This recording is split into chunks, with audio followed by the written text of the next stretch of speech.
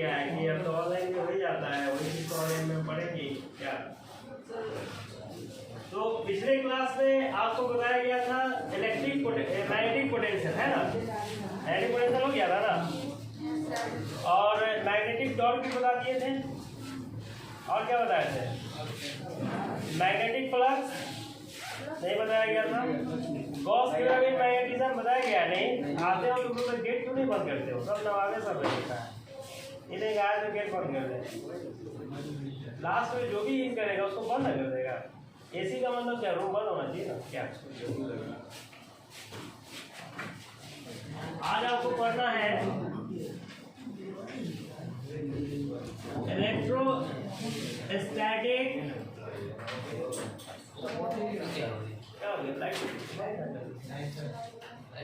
Electrostatic analog of magnetism. ये board exam में 2 number में क्वेश्चन जो है एक आध बार पूछा था ये क्वेश्चन, ठीक है ना, कि इलेक्ट्रोस्टैटिक्स और मैग्नेटिज्म में जो रिलेशन है वो रिलेशन को आपको बताना है। कि इलेक्ट्रोस्टैटिक्स में जो टॉपिक आप पढ़े थे, जो फार्मूला आप निकाले थे, वही फार्मूला आप मैग्नेटिज्म में भी निकाल रहे हैं, ठीक है ना। सेमी फार्मूला है, वहाँ पर चार्ज की वजह से इलेक्ट्रिक फील्ड का फॉर्मेशन हुआ था, यहाँ पर मैग्नेट की वजह से मैग्नेटिक फील्ड का फॉर्मेशन हो रहा है ना। यहाँ भी डॉट जनरेट किए थे, वहाँ भी डॉट जनरेट किए थे, यहाँ भी एनर्जी जनरेट किए थे, वहाँ भी एनर्जी जनरेट किए थे, है ना। इसी तरह से आपका वहाँ पर फील्ड जनरेट किए थे इलेक्ट्रिक फील्ड, तो यहाँ पर जनरेट किया मैग्नेटिक फील्ड। क्या जैसे इन इलेक्ट्रोस्टैटिक्स अगर बात किया जाए, इन इलेक्ट्रोस्टैटिक्स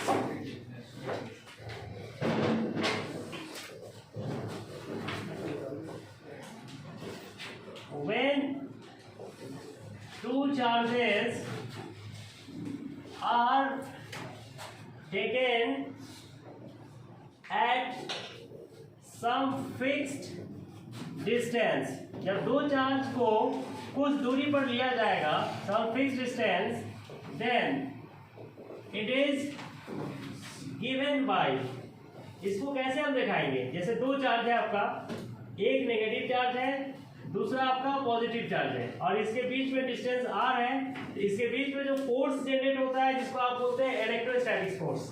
फोर्स का फॉर्मूला क्या होता है, तो 1/4πε0 q1 × q2/r²।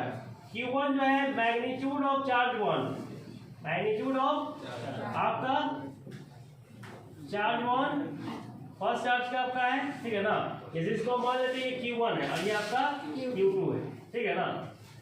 इसी तरह से अगर मैग्नेट को अगर कुछ डिस्टेंस पर रखा जाए, पोल को, जैसे नॉर्थ पोल और साउथ पोल है आपका, अब उसका पोल स्ट्रेंथ, इसका पोल स्ट्रेंथ m1 मान लेते हैं, इसको हम मान लेते हैं m2, मतलब ये नेगेटिव पोल है और ये आपका पॉजिटिव पोल है। इसके अकॉर्डिंग, फोर्स के अकॉर्डिंग अगर देखा जाए, ये नेगेटिव पोल है और ये आपका पॉजिटिव पोल है, और इसके बीच का जो डिस्टेंस होगा r, इसके बीच में जो फोर्स लगता है उसको हम बोलते हैं μ0/4 आपका m1 × m2/r²। ये जो टर्म है आपका, इस टर्म को बोलते हैं 1/4πε0 इन इलेक्ट्रोस्टैटिक्स, μ0/4 जो आपका है ये इन मैग्नेटिज्म है। दिस आर एनालॉग, इसको क्या बोला जाता है, एनालॉग, मतलब एक जैसा है, मतलब एक जैसा इसका काम है, कांस्टेंट का काम कर रहा है, इसका भी एक वैल्यू होता है, इसका भी वैल्यू होता है, ठीक है ना। तो in both relation 1/4πε0 is analog of μ0/4π, ठीक है ना, इसको एनालॉग बोला जाता है। ये आपका इलेक्ट्रोस्टैटिक्स में, ये आपका मैग्नेटिज्म में, ठीक है ना। इसी तरह से इलेक्ट्रिक फील्ड आप निकालते हैं इलेक्ट्रोस्टैटिक्स फोर्स में, इलेक्ट्रोस्टैटिक्स में, in electrostatics electric field intensity at some fixed distance, fix distance में निकालिएगा तो इलेक्ट्रिक फील्ड का वैल्यू कितना होता है, E = F/Q0, ये होता है formula, E = F/Q0। In magnetism की बात किया जाए, इन मैग्नेटिज्म, तो मैग्नेटिज्म में जो होता है magnetic field induction, magnetic field induction जो होगा at some fixed distance, some fixed distance पर हम बात करेंगे तो मैग्नेटिक फील्ड का वैल्यू कितना होगा 8/m0, ठीक है ना।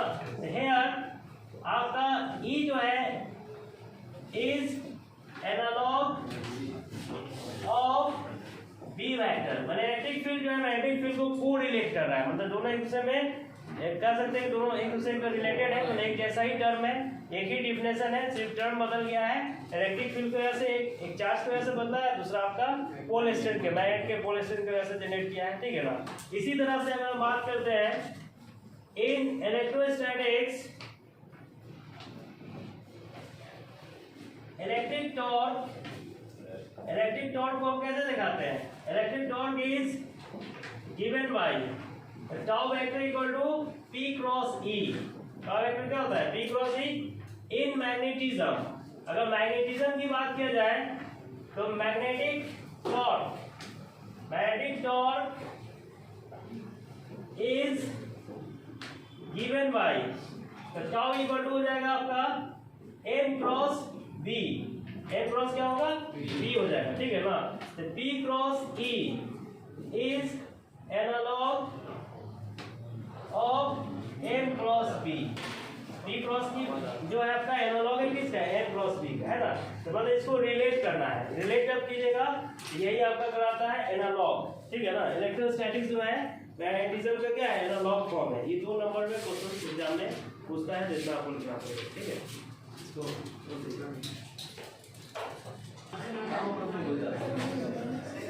गॉस थ्योरम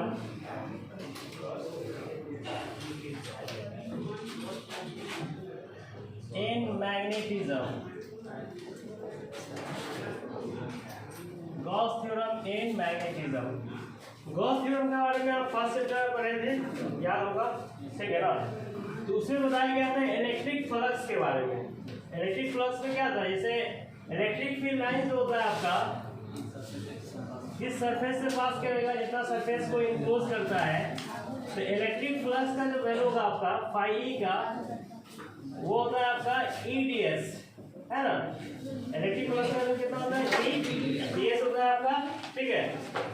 और Gauss according to Gauss theorem ये बताया गया था इलेक्ट्रिक फ्लक्स होता है, मान लीजिए कि चार्ज Q ले रहे हैं, है ना, Q इनक्लोज, और इसके वजह से जो फ्लक्स का जो फॉर्मेशन हो रहा है आपका वो होता है EDS Q/ε0। इसको बोला जाता है गॉस थ्योरम, है ना। ये फॉर्मूला जो इसको बोलते हैं गॉस थ्योरम, जिसको हम प्रूव करके दिखाए थे फर्स्ट चैप्टर में, ठीक है ना। अब यही थ्योरम को फिर से यहाँ पर यूज करना है, तो फिर हमको मैग्नेटिक फ्लक्स निकालना पड़ेगा, मतलब मैग्नेटिक फील्ड रीजन लेना पड़ेगा, ठीक है ना। जैसे एक बार मैग्नेट आप लेते हैं और उसका पोल स्ट्रेंथ, मतलब मैग्नेटिक फील्ड रीजन को जो इनक्लोज करता है पोल स्ट्रेंथ उसका होगा अपना, ठीक है ना। मैग्नेटिक फील्ड रीजन आपका B है और एरिया इनक्लोज कर रहा है वो मान लेते हैं कि DS एरिया इनक्लोज कर रहा है, ठीक है ना। तो मैग्नेटिक फ्लक्स का वैल्यू कितना होगा, मैग्नेटिक फ्लक्स जो होगा पाई B इक्वल टू BDS, ये होगा फॉर्मूला। इलेक्ट्रिक फील्ड में EDS होता है, मैग्नेटिक फील्ड में BDS हो जाएगा, ठीक है ना। तो अकॉर्डिंग टू गॉस थ्योरम ये बताया गया इसमें, अकॉर्डिंग टू गॉस थ्योरम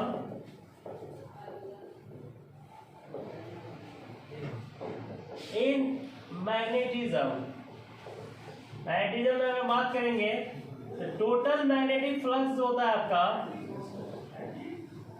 वो इक्वल टू होता है 0।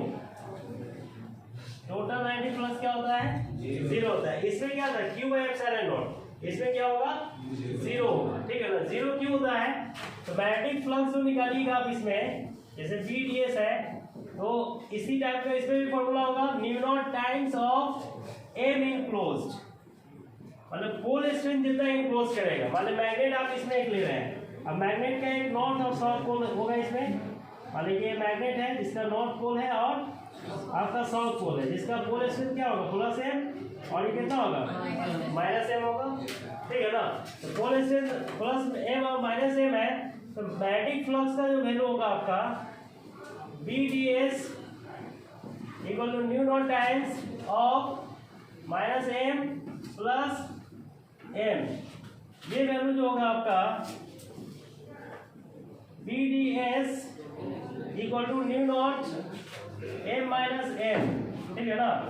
मैग्नेटिक फ्लक्स का वैल्यू आ जाएगा आपका BDS equal to mu naught into 0।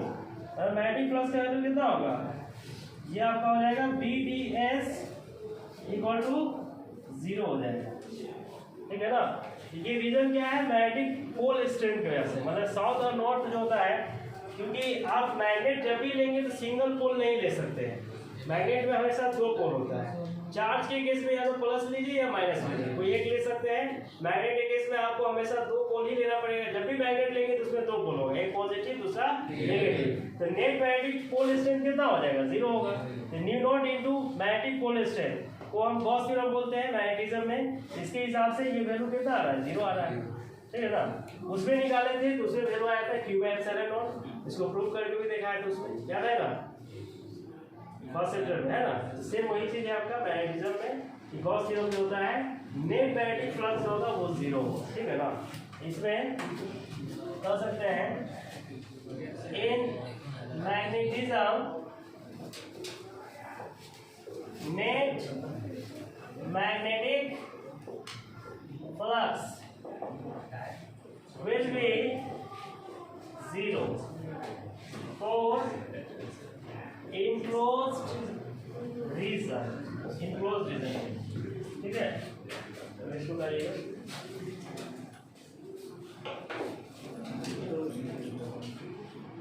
properties of magnetic field lines। Magnetic field lines का प्रॉपर्टीज आपका है, ऑब्जेक्टिव क्वेश्चन इससे पूछा जाता है प्रॉपर्टी से। इलेक्ट्रिक फील्ड लाइंस का भी प्रॉपर्टी आपको बताया गया था, सेम उसी तरह से आपका मैग्नेटिक फील्ड लाइंस का भी प्रॉपर्टी होता है।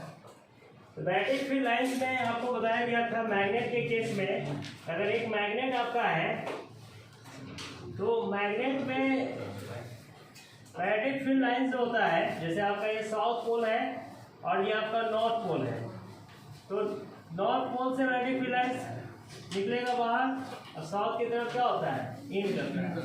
ये एक क्लोज लूप बनाता है। ये क्या बनाता है, क्लोज लूप, है ना। मैग्नेटिक फील्ड लाइंस होता है एक क्लोज लूप बनाता है सरफेस से, है ना। इन नहीं करेगा, मतलब सरफेस से आपका बाहर से ही क्लोज लूप बनाएगा। जैसे यहाँ से बाहर से निकलेगा फिर बाहर पर ही रुक जाएगा, अंदर नहीं जाता है। क्योंकि अंदर मैग्नेटिक फील्ड का वैल्यू क्या होता है, 0 होता है। मैग्नेटिक फील्ड इंटेंसिटी क्या होता है, 0 होता है, ठीक है ना। तो मैग्नेटिक फील्ड लाइन जो होता है आपका, magnetic field line are form a close loop from the outer surface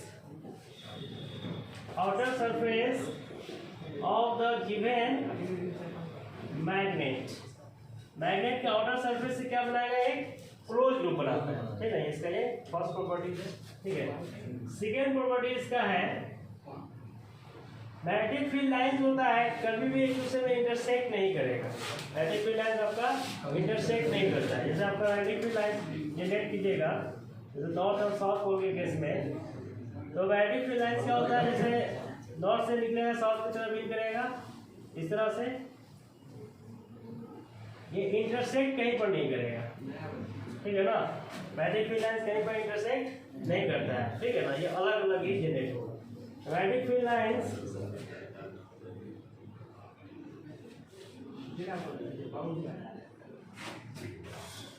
can never be intersect at any point between north to south. North से साउथ की तरफ जब मूव करेगा तो कहीं पर इंटरसेक्ट नहीं करता है, ठीक है ना। इसी तरह से इसका थर्ड प्रॉपर्टीज है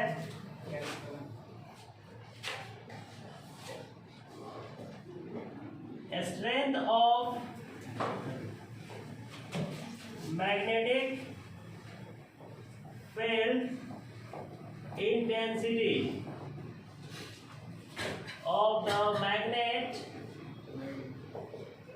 depends upon the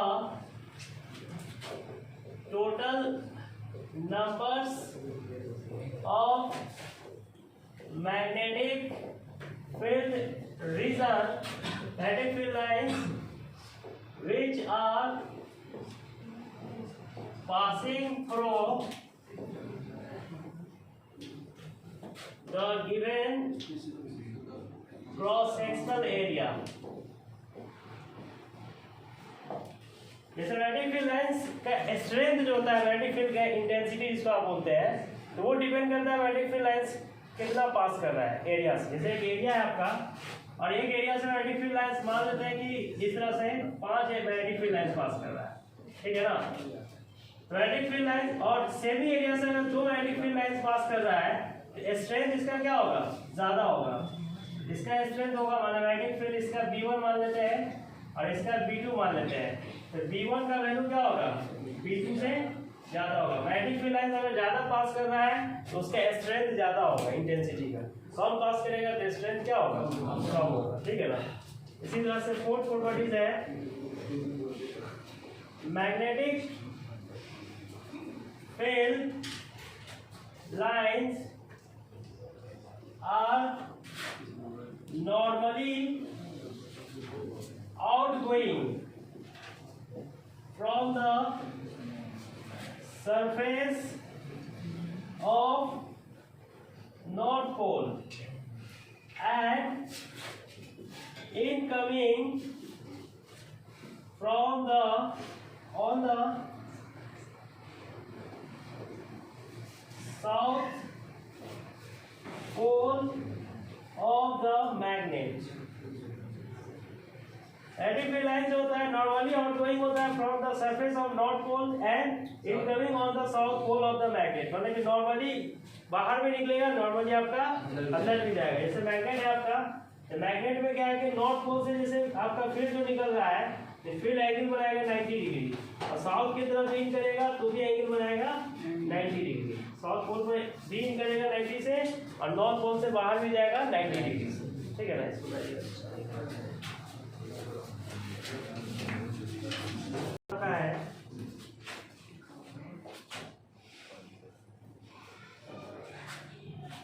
direction of magnetic field lines होता है, जैसे मैग्नेटिक फील्ड लाइंस को आप ड्रॉ कर रहे हैं और डायरेक्शन आपको चाहिए तो उस कर्व से टेंजेंट ड्रॉ करेंगे। उस पॉइंट पर जो भी आप कर्व ले रहे हैं वहां पर आप टेंजेंट ड्रॉ करेंगे। टेंजेंट का जो डायरेक्शन होगा वही मैग्नेटिक फील्ड लाइंस का क्या होगा, डायरेक्शन होगा।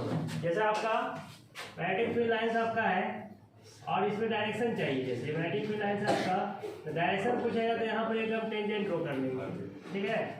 पॉइंट P पर टेंजेंट ड्रॉ कीजिएगा तो ये टेंजेंट जो है ये रिप्रेजेंट करेगा डायरेक्शन, ठीक है ना। तो direction of magnetic field lines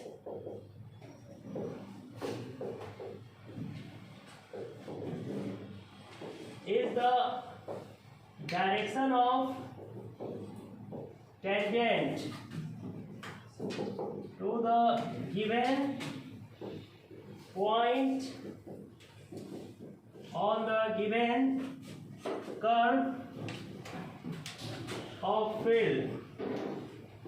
मतलब टेंजेंट का जो डायरेक्शन होगा वही क्या होगा, मैग्नेटिक फील्ड लाइंस का डायरेक्शन होगा, ठीक है ना। 6th प्रॉपर्टी जो आपका है magnetic field lines, direction of magnetic field lines होता है direction of magnetic field lines from north to south pole. North pole से साउथ पोल की तरफ होता है। जैसे एक मैग्नेट है तो मैग्नेट में क्या होता है, मैग्नेटिक फील्ड लाइंस नॉर्थ से निकलेगा और साउथ की तरफ रीड करेगा, ठीक है ना। नॉर्थ से आउटगोइंग होता है, ये डायरेक्शन हो गया, इधर से इनकमिंग होता है, ठीक है।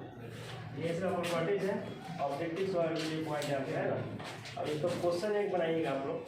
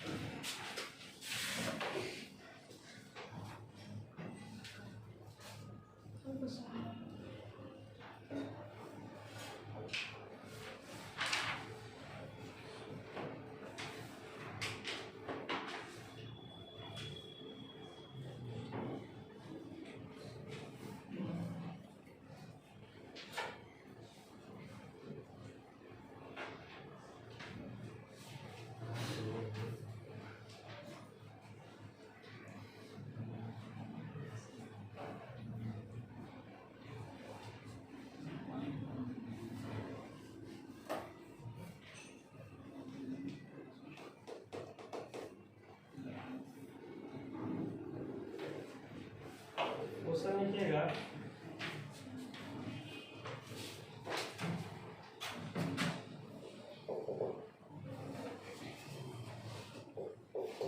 a planar loop of irregular shape encloses an area of 7.5 into 10 to the power minus 4 meter square and carries a current of 12 ampere. The sense of flow of current appears to be clockwise to an observer. What is the magnitude and direction of the magnetic moment vector associated with the current loop. इस question को बनाइएगा